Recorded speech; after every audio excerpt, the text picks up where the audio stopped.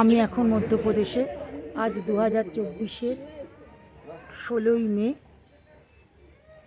এখন মধ্যপ্রদেশের লেকের পাশে এসেছি। দূরে একটা দ্বীপ দেখা যাচ্ছে। অনেকে লেকে বোটিং করছে, কিন্তু প্রচণ্ড রোদ, এর মধ্যে বোটিং করা যাবে না। ওই যে দূরে একটা দ্বীপ আছে, ওই দ্বীপে নিয়ে যাচ্ছে। মধ্যপ্রদেশের এই ভোপাল শহরটাকে, আমরা ভোপালেই আছি, ভোপালের মধ্যপ্রদেশের রাজধানী। অলমোস্ট চতুর্দিকে না হলে প্রায় সব দিকেই এই লেক। এটা আপার লেক, লোয়ার লেক। আমরা লোয়ার লেকের কাছে আসছি।